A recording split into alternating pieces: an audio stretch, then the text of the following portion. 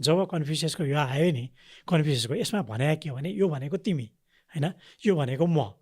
तिम्रो छत्रछायामा म छु तिमीप्रति वफादार छु भनेर भने हो त्यो होइन अनि औँला उठेकै हुन्छ है भन्दाखेरि देउता चाहिँ परमात्मा आफ्नो आत्माभन्दा माथि होइन त्यसै भएर उसलाई चाहिँ केही पनि गर्नु परेन माथि उठाएको उहाँले भने ठिकै छ अघि तर नेपाली नमस्कारको चलन चाहिँ हृदयमै राख्नु पर्यो होइन यो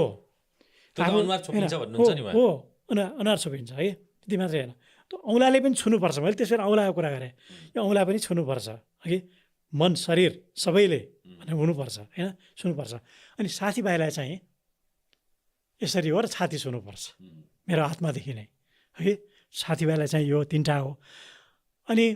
यो औँलाको कुरा गर्दाखेरि अहिले हामीले छोडिसक्यौँ छुन अप्ठ्यारो पनि छ अलिकति शारीरिक रूपमा अप्ठ्यारो पनि छ होइन तर जब सासूलाई बुहारीले जब ढोग्छिन् नि त्यो ढोग्दाखेरि यसरी औँला यसो गरेर यो औँलाले यसरी यहाँ छुनुपर्छ है यो चाहिँ अहिले पनि नेपाली परम्परामा छ यो चाहिँ जानिपकारले गर्छन् सबैले त बिर्सिसके है